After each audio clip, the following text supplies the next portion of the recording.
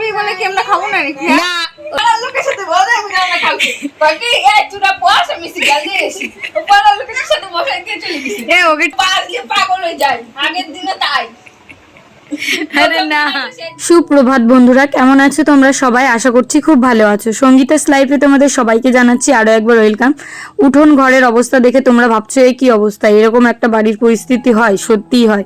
তো দেখো ভাঙাচোরা ঘর বাড়ি, তার ভিতর তো এরকম হবে। আর এই জানালাগুলো কালকে আমি এইভাবে রেখেছিলাম।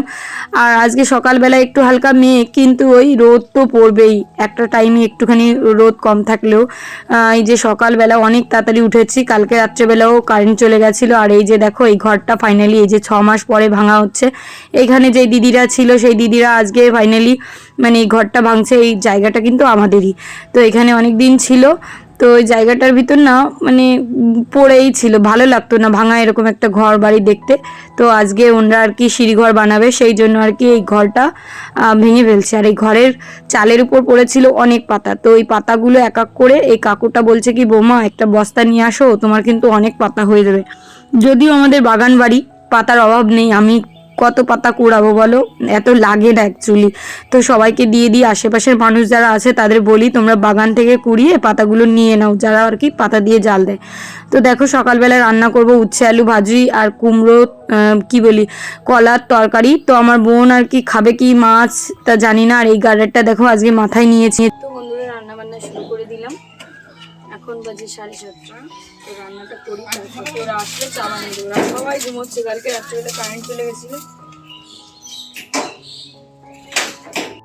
আর কালকে রাত্রে এতটা গরম পড়েছিল, গরমের জন্য প্রায় 1.5 ঘন্টা কারেন্ট চলে গেছিলো। সেই রাত্রেবেলা ছাদের পর দিয়ে ঘুরে বেরিয়েছিলাম। আর রাত্রে না ছাদেই ঘুমোতাম, দুই বোনকে দিতাম ঘরে। আর ওই পাকা ঘর তো জানো দিনের বেলা অনেকটা ঠান্ডা থাকে, রাত্রেবেলা এত গরম হয়, গরমের জন্য ঘুমানো যায় না। যদিও যাদের বাড়ি এসি আছে তাদের ব্যাপার তো আলাদা, কিন্তু দেখো এই হচ্ছে ব্যাপার। তো সকালবেলা এই যে তেলাপোয়া মাছ এনেছি বড় একটা, তো সেই মাছটা দিয়ে আজকে রান্না করব কলার তরকারি। তো আমি ভাবছি যে ওরা তো ঘুমোয়নি, ওদেরকে কি ডেকে শুনবো, আর ওরা না তেমন বেশি একটা খাওয়া দাওয়া করে না। তো ভাবলাম কি চলো একটু হেলদি কিছু রান্না করি, কলাও হেলদি উচ্ছেও হেলদি, সেই জন্য ভাবলাম যে ওরা খেলে হয়তো তৃপ্তি পাবে, যে না খেয়ে পরীক্ষা দিতে যাবে, পেটটাও ঠান্ডা থাকবে। যেহেতু মশলাপাতি খেয়ে যদি সমস্যা হয় এই গরমে, সেই জন্য হালকা পাতলাই রান্না করছি। আজকে ভেবেছি যে দুপুরবেলার দিকে কিছু মাংস রান্না করব, তাই সকালবেলা এই যে কলার তরকারি আলু দিয়ে আর হচ্ছে মাছ দিয়ে করব, আর সঙ্গে উচ্ছে আলু ভাজি। তো কে জানে যে এই সব রান্নাগুলো আমার একদম বৃথা যাবে, ওরা তো একদমই খাবে না তা কে জানে। তাই জন্য দেখো আমি এই যে রান্নাটা করছি একটু ভালো করেই, যাতে ওদের একটু মুখে স্বাদ লাগে। কিন্তু দুই বোনেরই না শরীরটা ওদের বেশি ভালো না, ওরা এসে পর মানে বিপদে পড়ে গেছে তেমন একটা মনে হচ্ছে আমার। কারণ ওদের শরীরের ভিতর একটা সে বুঝতেই তো পারছি, গরমে এত দূরের জার্নি। তারপরে দেখো রান্নাটা তো করলাম, করার পরে এই যে চা বানিয়ে বললাম যে চল আগে চাটা খেয়ে নিবি। আর ওই যে এখন উঠছে ও, মানে ঘুমোতে পারিনি, রাত ভরে ছটফট করছিল। বুঝতেই পারছো যে গরম পড়েছে, তারপরে যদি আবার কারেন্ট চলে যায়, তো ওই জন্যই হচ্ছে সমস্যা। তো এই যে এইখানে এসে চাটা খাবো সবাই মিলে। এটা মিষ্টি হয়ে গেল নাকি?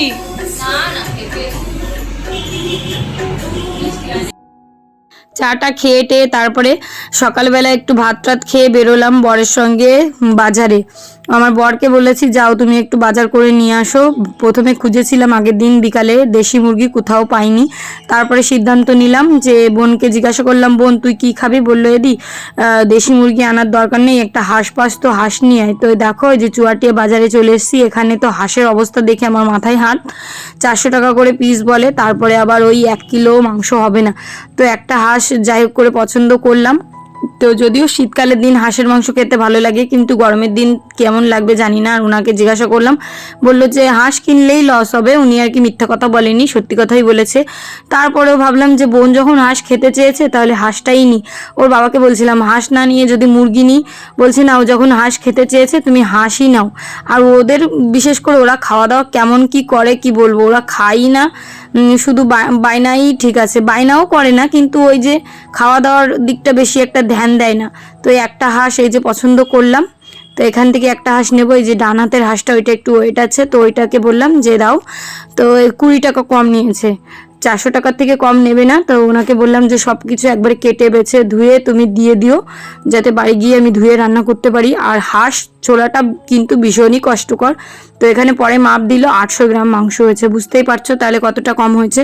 বোন তো চলে গেছে আজকে একা একাই পরীক্ষা দিতে। আর আজকে বলেছি সিঞ্জিনির বাবাকে মানে নিয়ে বাজারে গেলাম বললাম যে তুই যখন চিনতে পেরেছিস বোন তুই তাহলে আজকে একাই যা। তো ও তো চলে গেছে। আর এদিকে পিউ এসে আমাকে একটু হেল্প করছে, ওরও শরীরটা ভালো না, শুয়েছিল। তো বললাম চল বোন আমি আর তুই বসে বসে গল্প করি আর কাজ করি।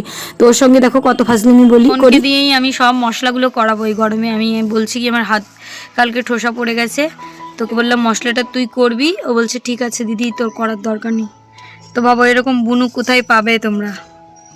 মামার মেয়েটা 2 দিনের জন্য এসছে আর তাকে দিয়ে আমি এইভাবে খাটাচ্ছি। তোর রাগ হচ্ছে নাকি রে? সত্যি কথা বল। বেশি কথা কইছ রাগ হচ্ছে পিউ? হ্যাঁ পিউ, এখন উত্তর পাবে না। তার মানে রাগ হচ্ছে? এই তোর থোক রাগ, তুই কাজ করতে হবে না। আমি আরো বন্ধুদের দ্বারা বললাম যে ও দেখো নিজে থেকে কাজ করছে, ও যে রাগে রাগে করছে তাকে জানে। এ রাগ, ওট ওট ওট। দেখো হাসছি, হেসে কোনো লাভ নেই। বৌমা তোমার কি মনে হয় আমি আমার বোনদের দিয়ে খাটাচ্ছি? হ্যাঁ দেখছো বৌমা, আসলে বেড়াতে তুমি খাটাচ্ছো। দেখছো কি মিতে। পিউ উঠে যা বোন, উঠে যা, কাজটা করিস না। আলুটা আমি কেটে নেবো, ওখানে মশলাটা বেটে দিস শুধু।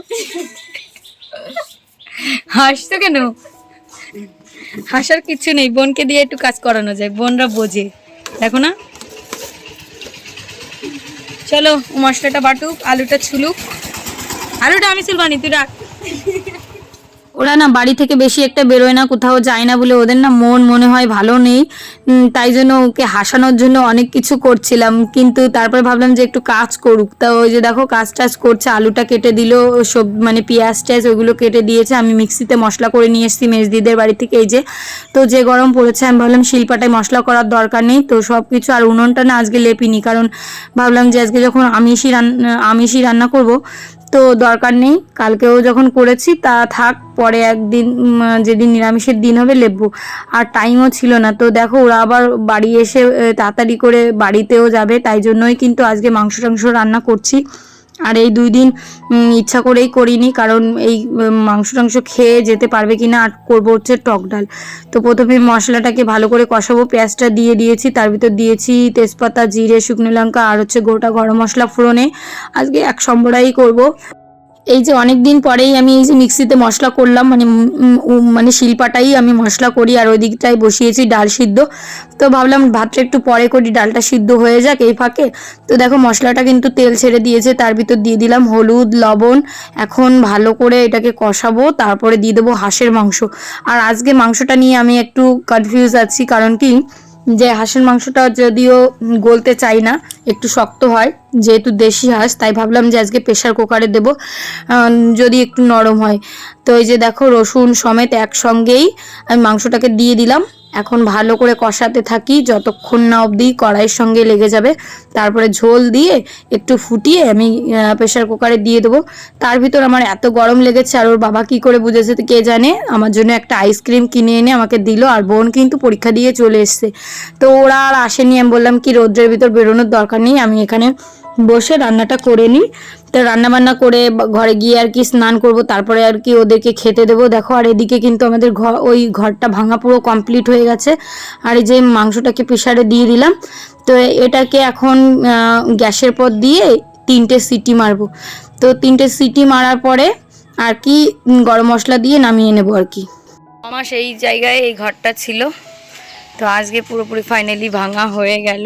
যাক, কিন্তু জায়গাটার অবস্থা খুবই খারাপ। দেখো এই যে গর্ত করে টরে, মানে ইঁদুর অবস্থা খুবই খারাপ করে দিয়েছে। তো আর এই যে ঘর দুয়ারের অবস্থা, এগুলো মনে হয় উনি পরিষ্কার করবে, নাহলে আমি দেখি কি করা। আমার শরীর তো এখন আর দিচ্ছে না, দুপুর 2টো বেজে গেছে। দেখো হাঁসের মাংসটা কিন্তু এখনও প্রেশারে রয়েছে। তো এই জায়গাটা পরিষ্কার করলাম, আজকে আর লেপিনি, তাই জন্য উনুনটা কেমন দেখা যাচ্ছে। আর অর্ধেক আম দিয়ে করেছে আমের ডাল, আর এই হাফটুকু রেখে দিই।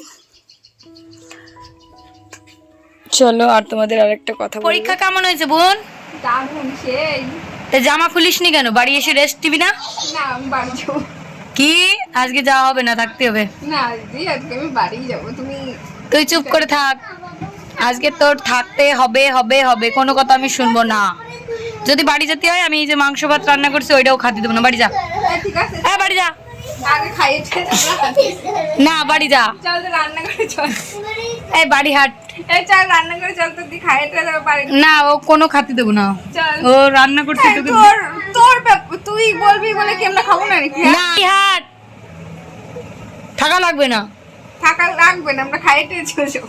খাতে হবে না, তখন খেতে দেবো না। আমি খাইয়ে যাবো। তোর কি তোর বাড়ি হাট। বাড়ি হাট ইউ করে যাবো পাড়ায়।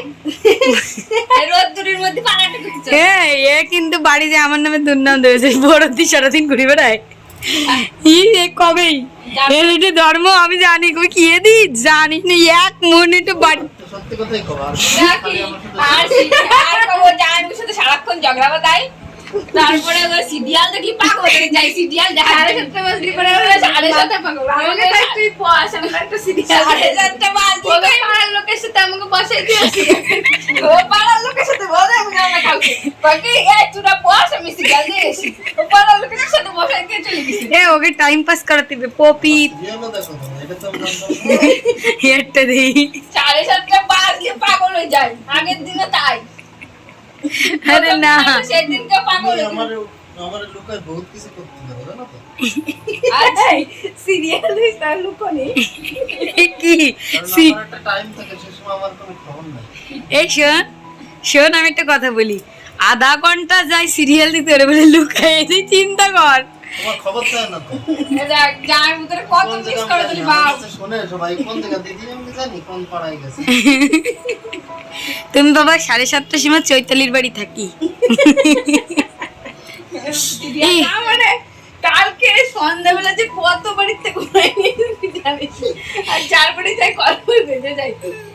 আজকে কত করে বললাম যে আজকে তোদের যাওয়ার দরকার নেই, আজকে রাতটা থাক, তোরা ঘুমোতে পারিস নি, আজকে একটু রিল্যাক্স কর, কিন্তু ওরা কোনো মতেই থাকবে না। ওই যে দেখো মেয়েকে কোলে নিয়ে চলে এসছে ওর মাসি, আর আমি এই যে প্রেশার কুকারের ভিতরে একটু গরম মশলা দিয়ে ভালো করে নাড়িয়ে এখন গাবলায় ঢেলে নিই। চলো ফাইনাল লুকটা দেখাই কেমন হয়েছে। হাঁসের মাংস একটু গ্রেভি রেখেছি আর প্রচণ্ড তেল গলেছে, কিন্তু হাঁসটা যদিও গরমকালের দিন তেল হয় না, শীতকালের দিনে হাঁস খেতে খুব ভালো লাগে। তারপরেও আজকে মাংসটা কিন্তু ভালোই হয়েছিল, খারাপ হয়নি, গলেছিল, বেশ ভীষণ ঝাল হয়েছিল, এইটাই হচ্ছে সব থেকে বড় কথা। আর এই যে মাংসটা আমার হয়ে গেছে, আমি ঘরে গিয়ে মানে ওদের সঙ্গে অনেকটা টাইম গল্প করেছি, স্নান করেছি, তারপরে এসে ওদেরকে খেতে দিচ্ছি। তো এই যে দেখো বোনদেরকে বসিয়ে দিলাম, টক ডাল করেছিলাম। আমার বোন আগের দিন বলেছিল দি টক ডাল করিস, কিন্তু সকালবেলা যদি আমি টক ডালটা করতাম ভালো হতো, কিন্তু ওই করেছি সকালে মাছের তরকারি, ওটা তো একদমই খায়নি কেউ, লাস্টে আমার ফেলেই দিতে হয়েছে। যদিও রান্নাটা খারাপ হয়নি, কিন্তু ওরা খেতে চায় না, লেবু দিয়ে জল দিয়ে ভাত খেয়েছে ছোটটা, তাও খেয়ে দে, তারপরে সে খেতেই পারে না মোটে, তারপরে পরীক্ষা দিতে গেছে। আজকে ওর শরীরটা খুবই ক্লান্ত, বাড়ি যাওয়ার জন্য মন এমন কেমন করছে কি বলবো, মনে হয় কি বাচ্চা মেয়ে থাকতেই পারছে না, এত বকছি আমি ওদেরকে, কি বলবো, যেহেতু বর দিয়ে আমার বকার একটা অধিকার আমি রাখি, সেই জন্যই কিন্তু বকছি, ওরা কিন্তু তাতে কষ্ট পায় না।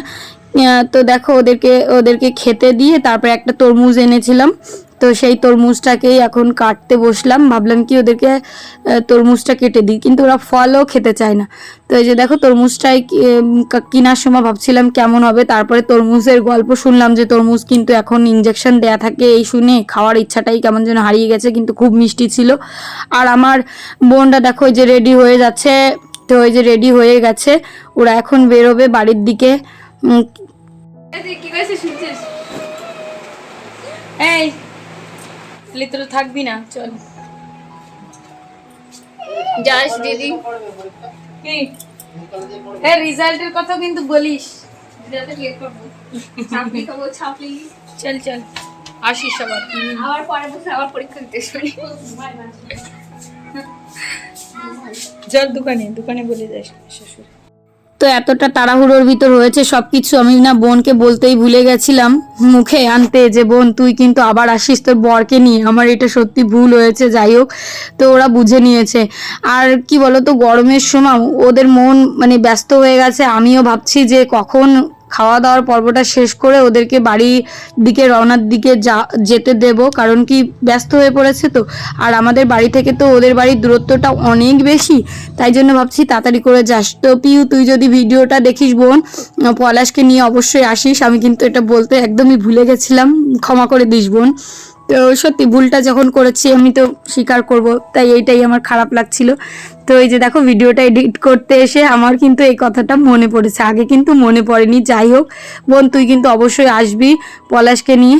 এই তো দেখো বাস আসছে না, তো বোনকে দিয়ে 2-1টা রিলস বানিয়ে নিলাম। একজন কোথাও রেডি হওয়ার জন্য যখন রাস্তায় বেরোনো হয় তখন বাস গাড়ির মানে পাত্তা পাওয়া যায় না, এই আর কি বলছিলাম। তো ওরা তো অস্থির হয়ে যাচ্ছে কখন বেরোবে। সেই পরীক্ষা দিয়ে আসার পরে ও কিন্তু ড্রেসও চেঞ্জ করেনি, তারপরে এই ড্রেসটাই পরেছিল, খাওয়া দাওয়া করে এই ড্রেসটা পরেই চলে যাচ্ছে। বুঝতেই পারছো তাহলে কতটা ব্যস্ত হয়ে পড়েছিল। তারপরে মেয়ের নাচের ক্লাস ছিল, ওখানে নিয়ে গেলাম নাচ শেখাতে। তো চলো বন্ধুরা, আজকের ব্লগটা কেমন লাগলো অবশ্যই কমেন্ট করে জানিও। আর সিঞ্জিনির নাচের ম্যাডাম তো খুব বকলো, কারণ কি একদিনও না নাচের প্র্যাকটিস করানো হয় না, এটাই হচ্ছে সব থেকে বড় কথা। তো ঘরে যেহেতু জায়গা নেই, কোথায় করাবো, বাইরের দিকে করলেও লজ্জা করে, লোকে কি বলবে দেখে। তো নাচ তো অন্যরকম জিনিস, তাই না? ভিডিও ক্যামেরার মতো তো আর সেট করে কাজ করা নেই, নাচ তো করতে গেলে লোকে দেখবে।